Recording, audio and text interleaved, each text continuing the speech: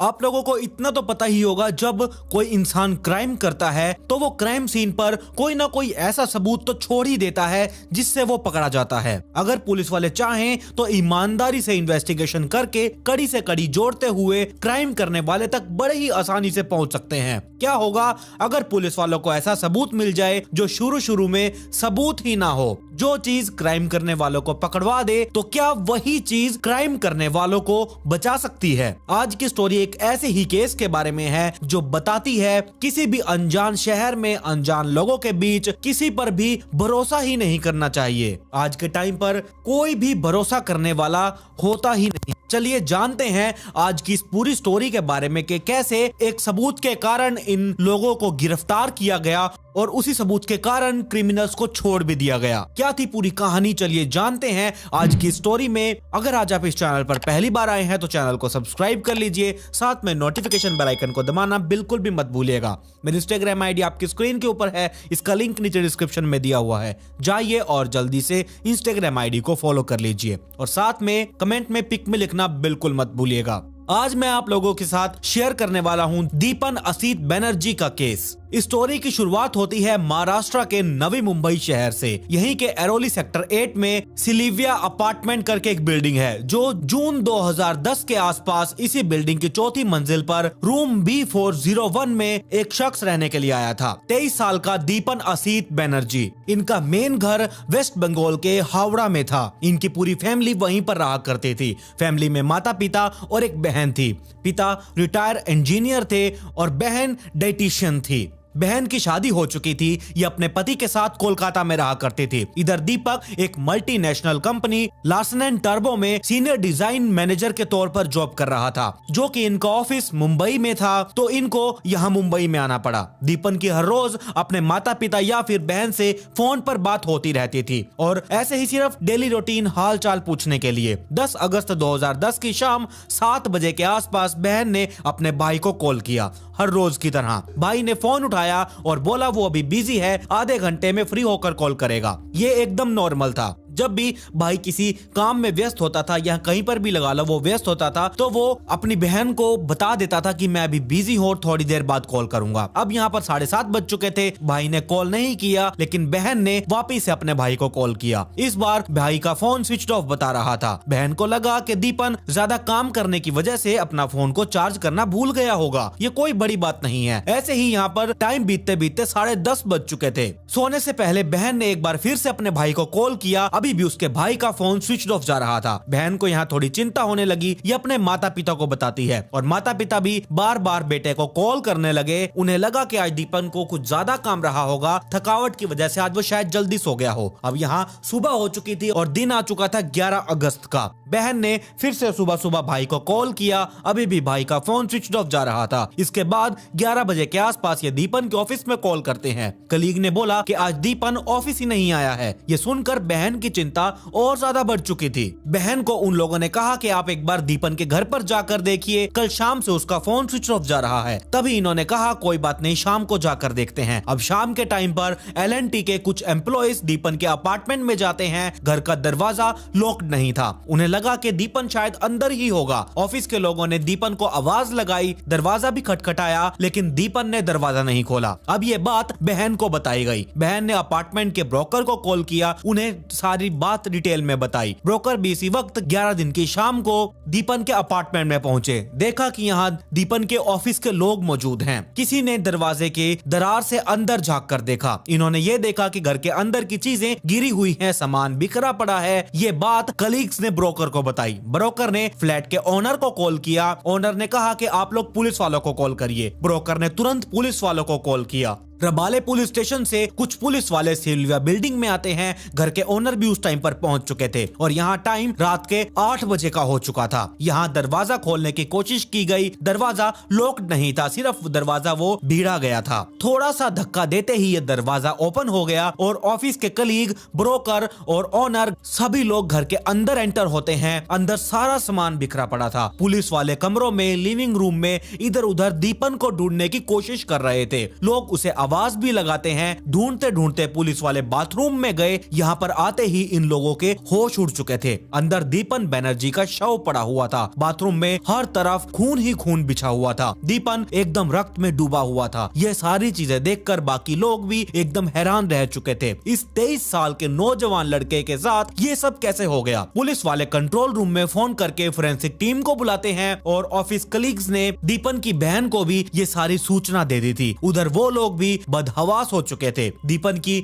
Bathroom में ऐसी हालत देखकर ये लग रहा था कि ये कत्ल का ही मामला है। पुलिस वाले अनजान लोगों के खिलाफ केस को दर्ज कर लेते हैं। उस टाइम पर एसीपी इस केस को अपने हाथ में लेते हैं। इन लोगों ने अपनी इन्वेस्टिगेशन को शुरू किया। घर में बिखरे हुए सामानों को देखकर ये लग रहा था कि ये किसी लूटपाट का मामला हो सकता है, पर घर के मेन दरवाजे पर ऐसे कोई भी फोर्सफुली एंट्री के साइन नहीं थे। लिविंग रूम में टेबल पर विस्की की 2 बॉटल्स पड़ी हुई थी जो 180 ml की थी। हो सकता है दीपन ने ये पी हो, लेकिन इससे ये थोड़े से हैरान भी हो चुके थे क्योंकि ये जो 2 बॉटल्स थी ये बहुत ही सस्ती शराब थी। लेकिन दीपक तो बहुत पैसे वाला शख्स था, लाखों रुपए महीने में कमाया करता था, तो आखिरकार ये सस्ती शराब कैसे पी सकता है। दीपन के कलीग्स और घर वालों के अनुसार दीपक शराब ही नहीं पीता था। कोई भी नशीली चीज का दीपन सेवन ही नहीं करता था। इससे लगा कि हो सकता है लूटपाट करने वालों ने यहाँ पर शराब पी हो। लेकिन लूटपाट करने वाले लोग ऐसी हरकत क्यों करेंगे? ऐसे रैंडम किसी के भी घर में आकर शराब क्यों पिएंगे? जरूर ये दीपन के जानने वाले हो सकते हैं। अब पुलिस वाले दीपन के दोस्तों से लेकर कलीग्स से, पड़ोसियों से, सबसे बारी बारी करके पूछना शुरू कर देते हैं। दीपन के परिवार वालों से भी बातचीत की गई। 2008 में दीपन मुंबई आया था जॉब करने के लिए। उसने नवी मुंबई सेक्टर ए में एक फ्लैट ले लिया और वहां पर रहने लगा। इनका शेयरिंग अपार्टमेंट था जिसमें इनके अलावा 2-3 लोग और रहा करते थे। दीपन एक इलेक्ट्रिकल इंजीनियर थे, तो इनकी एक अच्छी खासी जॉब लग चुकी थी।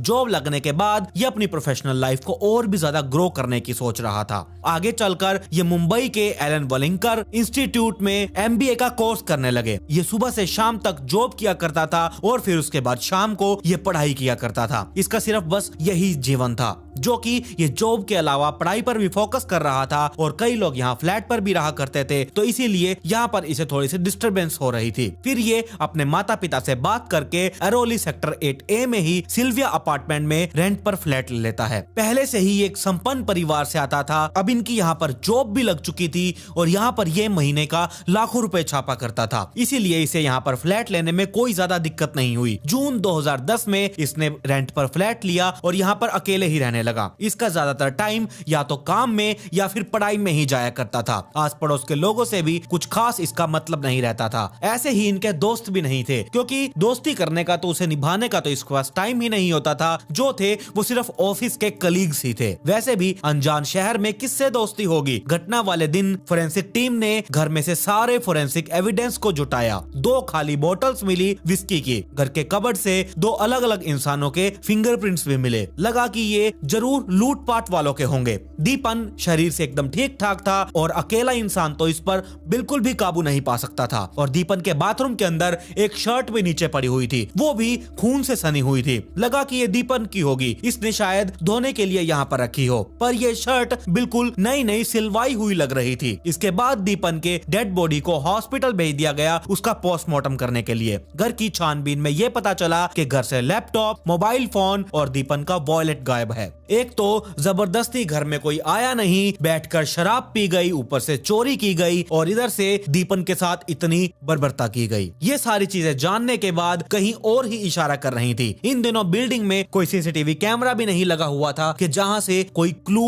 पुलिस वालों के हाथ लग सके। पुलिस वालों ने बिल्डिंग के बाहर आसपास में सभी दुकानों पर भी चेक किया, वहां पर भी कोई कैमरा नहीं था। अगले दिन यानी कि 12 अगस्त को दीपन का पोस्टमार्टम किया गया। इनके शरीर में अल्कोहल के कोई अंश भी नहीं मिले थे, जो साबित करता था कि दीपक ने ये शराब पी ही नहीं थी। शरीर पर 16 से 17 बार किसी तेज धार वाले हथियार से वार किए गए थे। इस हमले से ऐसा बिल्कुल नहीं लग रहा था कि वो लोग कोई नॉर्मल लूटपाट वाले लोग होंगे। जरूर इनकी दीपन के साथ कोई ना कोई दुश्मनी रही होगी, वरना ये इतनी ज्यादा दीपन के साथ बेरहमी बिल्कुल नहीं करते। अपनी दुश्मनी निकालने के लिए इन्होंने घटना को लूटपाट का रूप दे दिया होगा। घर वालों के अनुसार दीपन का या उसके परिवार के साथ कोई भी लड़ाई झगड़ा नहीं था, किसी के साथ कोई दुश्मनी नहीं थी। दीपन का किसी अनजान शहर में किसी अनजान लोगों के साथ कोई दुश्मन कैसे हो सकता है, क्योंकि वो तो बिल्कुल सीधा साधा पढ़ने लिखने वाला इंसान था। उसके तो पूरी दुनिया जॉब और पढ़ाई में ही बसती थी। फिर दीपन के जानने वालों के फिंगरप्रिंट्स कबर्ड में मिले फिंगरप्रिंट से मैच किए गए,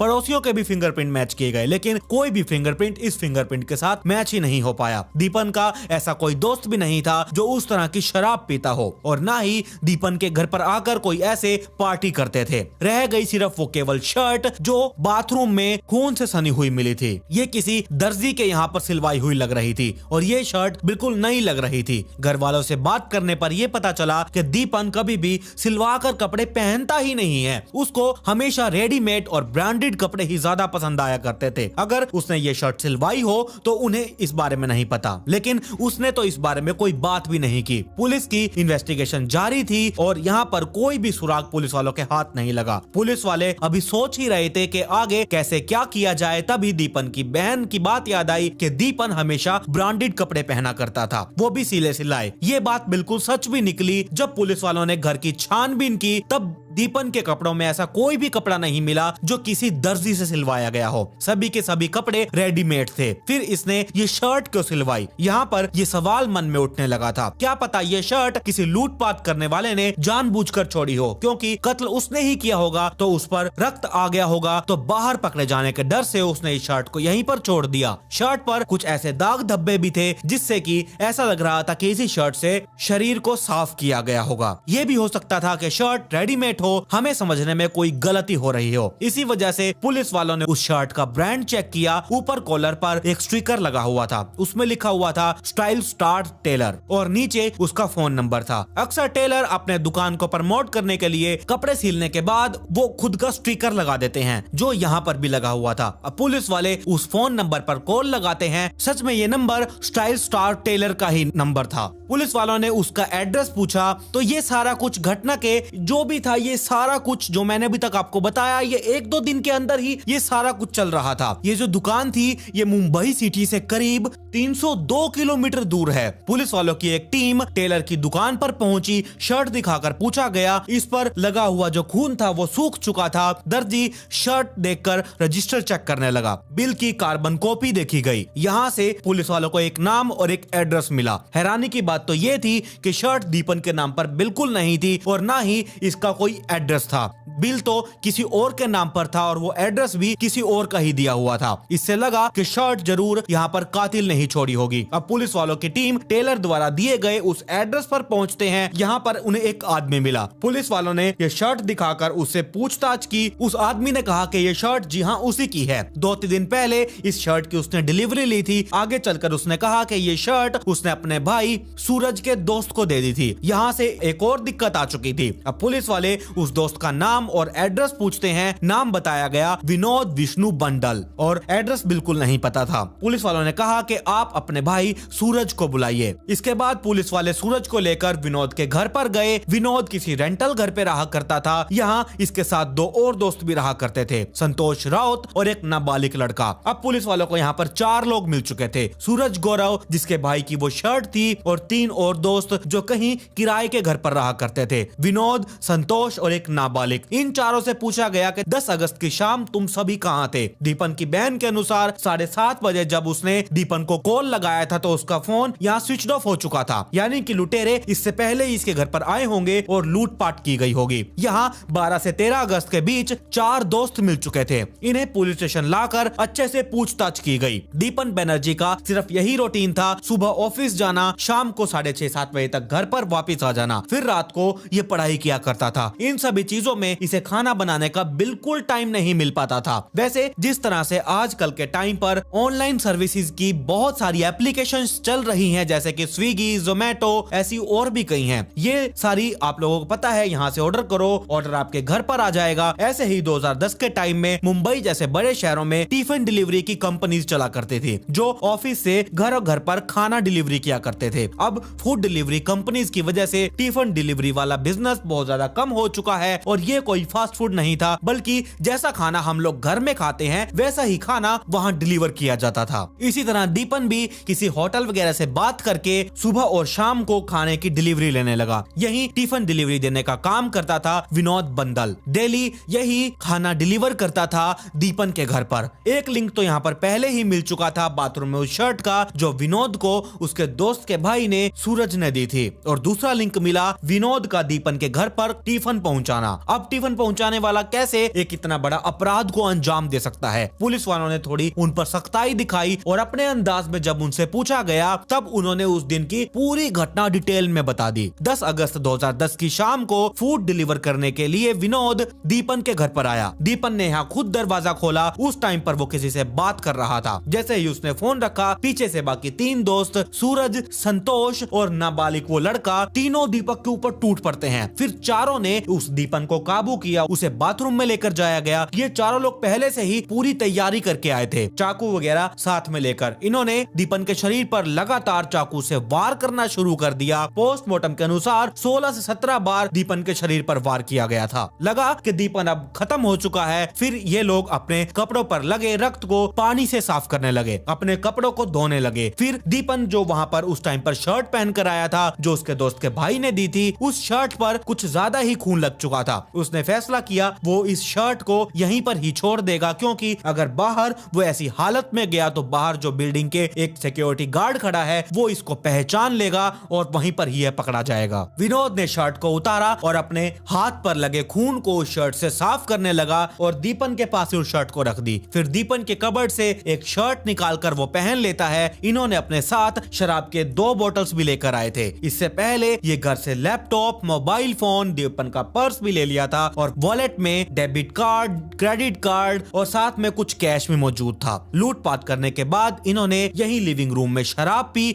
और दरवाजा भीड़ कर चले गए। इससे ये सवाल उठा कि इन लोगों ने ऐसा क्यों किया? क्यों दीपन के घर में लूटपाट की गई? उसकी इतनी बेरहमी से मौत कर दी गई? अगर वो चाहते तो सिर्फ चोरी भी कर सकते थे। दीपन को ऐसा इन लोगों को मारना क्यों पड़ा? विनोद ने ये बताया कि दीपन उसके घर में टिफिन डिलीवर करने के लिए जाया करता था, क्योंकि उसकी और दीपन की उम्र में ज्यादा अंतर नहीं था। तो इसी वजह से दीपन विनोद से थोड़ी बहुत बातचीत करने लगा, जैसे कि कहाँ पर रहते हो, कितना कमा लेते हो, कितनी पढ़ाई की है, ये सारी चीजें। ऐसा ही विनोद भी दीपन के साथ फ्रैंक हो चुका था। थोड़ी देर के लिए वो घर में रुक भी जाया करता था। घर पर ये नजर घुमाता तो देखता कि महंगी महंगी इस घर में तो चीजें पड़ी हैं, लैपटॉप है, मोबाइल फोन है। विनोद भी पूछता दीपन से कि तुम क्या करते हो, तो उसको ये पता चला दीपन L&T कंपनी में काम करता है, लाखों की सैलरी इसकी महीने की है, पढ़ाई भी साथ के साथ कर रहा है, आगे इसकी और भी अच्छी जॉब लगने के चांसेस हैं। ऐसे ही बातें करते करते इन दोनों में ठीक ठाक सी दोस्ती हो चुकी थी।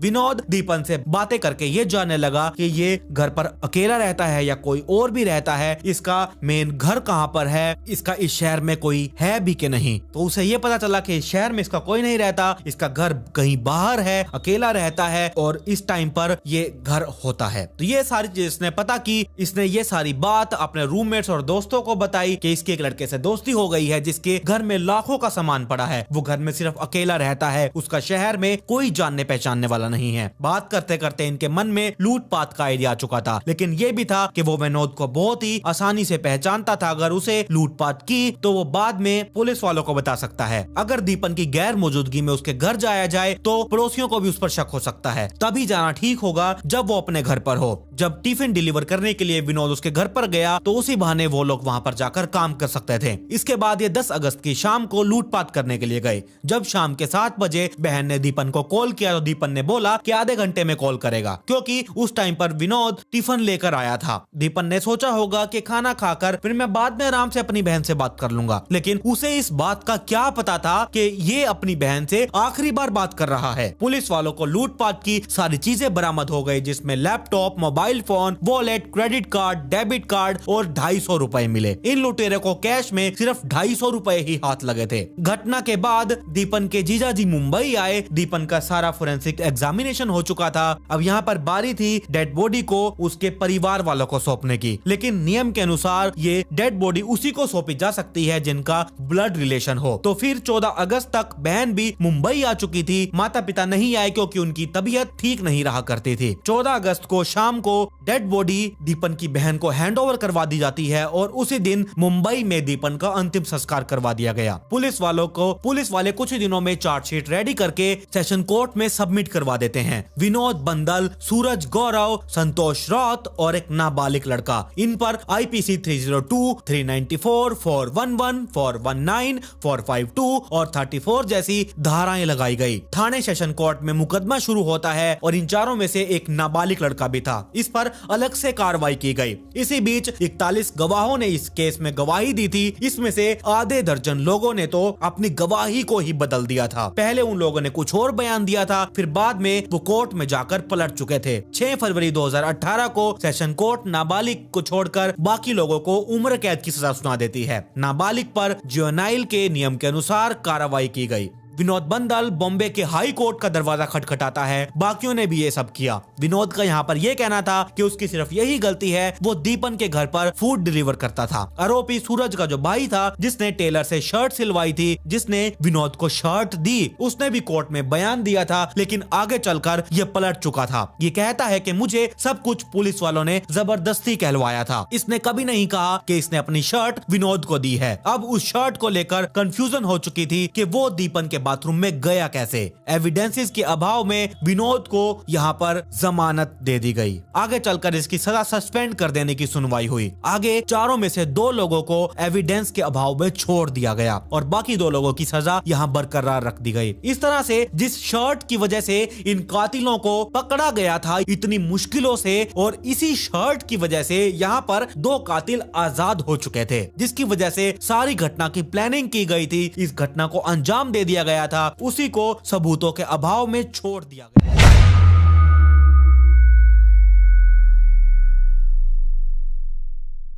देवभूमि की शांत वादियों में 6 फरवरी 2018 को हुए मर्डर ने हर किसी के मन में खौफ भर दिया था। इतना ही नहीं, इस घटना के बाद पुलिस अधिकारियों की टीम की रूह तक कांप चुकी थी। इस घटना ने मां की ममता को तार तार करके रख दिया था। तो चलिए आज की स्टोरी को शुरू करते हैं। ये केस उत्तराखंड में हुए सबसे चर्चित मर्डर केस के बारे में है।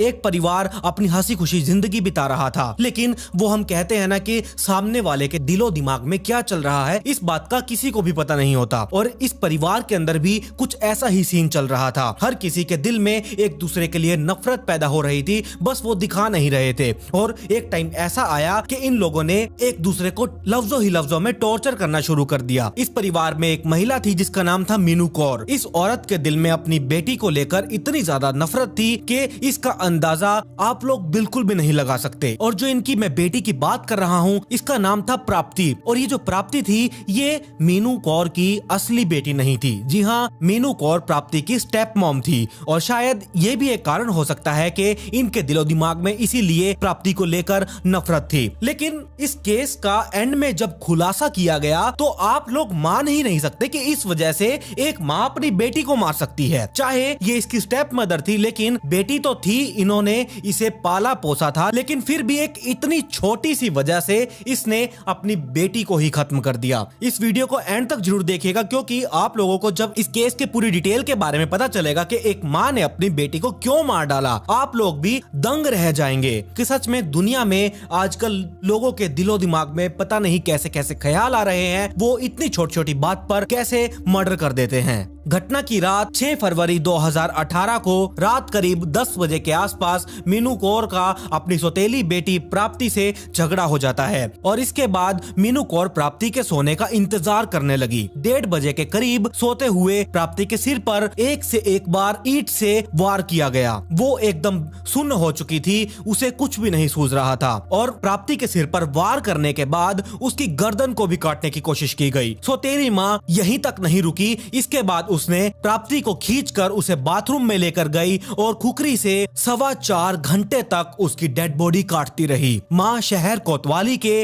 अंसारी रोड निवासी इलाहाबाद हाई कोर्ट के न्यायाधीश रह चुकी हैं। स्वर्गीय इंद्रपाल सिंह की पोती प्राप्ति सिंह उम्र सिर्फ उसकी 24 साल की थी। अपनी सौतेली माँ मीनू कौर के साथ रहा करती थी। स्वर्गीय जो इंद्रपाल सिंह थे, उनके बेटे और प्राप्ति के पिता अजीत सिंह की 2016 में मौत हो चुकी थी। अक्सर ये दोनों माँ बेटी के किसी न किसी बात को लेकर झगड़ा चलता रहता था। 8 फरवरी 2018 को मीनू कौर ने पटेल नगर के पुलिस स्टेशन में एक गुमशुदगी दर्ज करवाई थी कि 7 फरवरी की सुबह वो अपनी बेटी प्राप्ति सिंह को दिल्ली के ISBT में बस में बिठा कर आई थी। रास्ते में 2 बार उसने प्राप्ति से बात भी की थी, मगर उसके बाद से प्राप्ति सिंह का कुछ भी अता पता नहीं चल पा रहा है। पुलिस वालों ने गुमशुदगी की रिपोर्ट तो दर्ज कर ली थी और यहाँ पर रिश्तेदार और पड़ोसियों से भी बातचीत की गई, पर मीनू कौर यहाँ पर शक के दायरे में पुलिस वालों की नजरों में आ चुकी थी। प्राप्ति के मर्डर की कहानी जो थी वो रोंगटे खड़े कर देने वाली थी।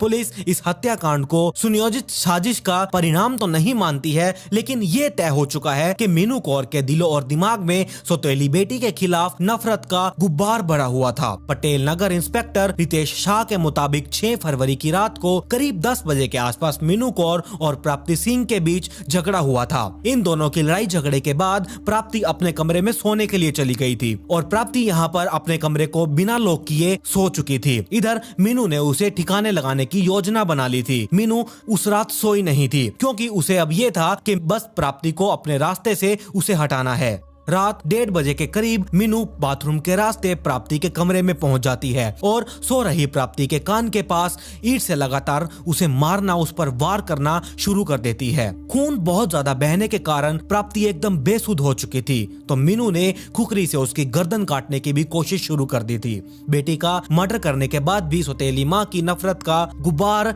उतना नहीं था कि वो उसे उसके बेड से खींचकर बाथरूम तक ले गई और वहां पर अपनी बेटी की डेड बॉडी के 2 टुकड़े कर दिए। इंस्पेक्टर रितेश शाह के अनुसार मीनू ने पूछताछ में ये बताया कि शव के 2 टुकड़े करने में उसे 4.25 घंटे से ज्यादा का टाइम लगा था। तब तक उस टाइम सुबह भी हो चुकी थी। उस डेड बॉडी के दोनों टुकड़ों को एक चादर में लपेटकर उसने खून से सना हुआ तकिया और भी कई चीजें थी, उन्हें चद्दर में डालकर उसे रस्सी से बांध दिया और उसके बाद जो बाथरूम और वहां की गैलरी थी वहां पर उस डेड बॉडी को छुपाने के बाद कमरे और बाथरूम पर सारे खून के छींटों को साफ कर दिया गया। यानी कि मीनू कौर ने बहुत अच्छे तरीके से सबूतों को मिटाने की भी योजना बना ली थी। 7 फरवरी की सुबह ही मीनू कौर आराम से रिलैक्स होकर रहने की कोशिश भी कर रही थी। सौतेली माँ मीनू कौर को ये एहसास बिल्कुल भी नहीं था कि वो इतनी जल्दी पुलिस वालों की पकड़ में आ जाएगी। उसकी मंशा यहाँ पर ये थी कि वो उस डेड बॉडी को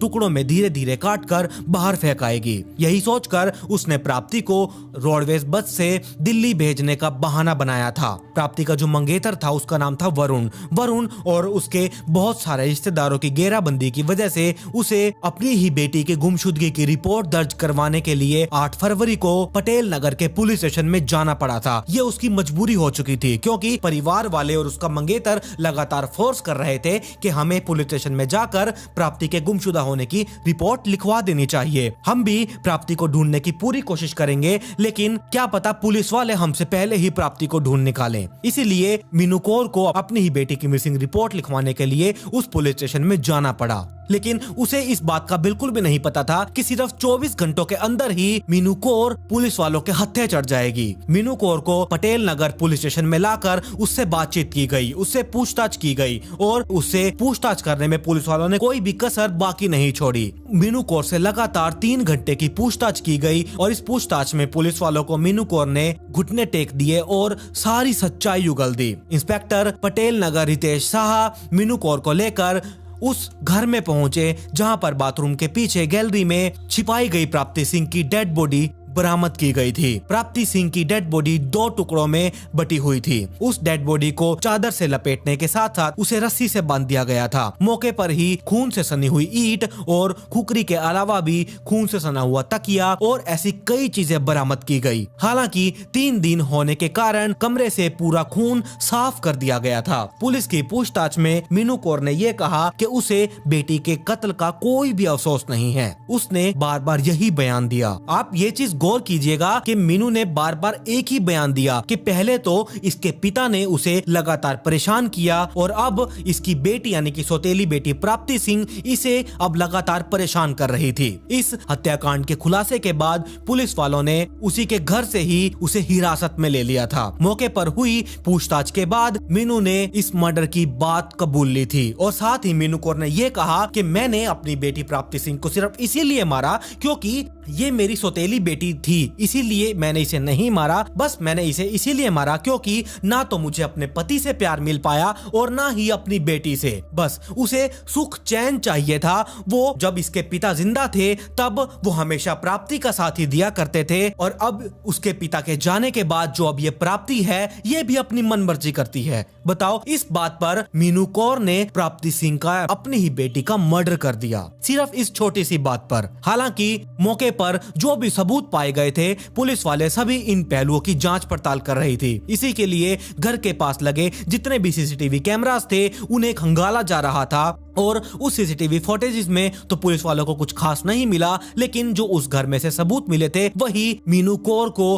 अरेस्ट करने के लिए बहुत थे। साथ ही उस घटना वाली रात क्या मीनू के साथ कोई और भी इस हत्याकांड में शामिल था? इधर एसएसपी निवेदिता कुकरेती का ये कहना है कि आरोपी मीनू कौर पूछताछ में सिर्फ एक ही बात को दोहरा रही है कि उसे अपने किए पर कोई भी पछतावा नहीं है। उसने जो कुछ भी किया बिल्कुल होशो हवास में किया और बिल्कुल ठीक किया। मीनू ने पुलिस वालों को ये बताया कि जिंदगी में उसे कभी भी सुख नहीं मिल पाया। कभी पहले प्राप्ति को लेकर उसने अपने पति के ताने सुने और तब भी घर में झगड़े हुआ करते थे। पति के मौत के बाद प्राप्ति का रवैया भी ठीक नहीं रहता था। वो अपनी ही मनमर्जियां किया करती थी। वो हर समय उसे यानी कि मीनू कौर को परेशान ही किया करती थी। ऐसे में जो हुआ उसे इस बात का कोई भी अफसोस नहीं है। प्राप्ति सिंह की हत्या के बाद उसके ननिहाल से भी रिश्तेदार अंसारी मार्ग स्थित घर पर पहुंच चुके थे। उनके साथ मीनू कौर और उनके रिश्तेदारों की आपस में ही बहुत ज्यादा बहस भी छिड़ चुकी थी। मौके पर पुलिस फोर्स ने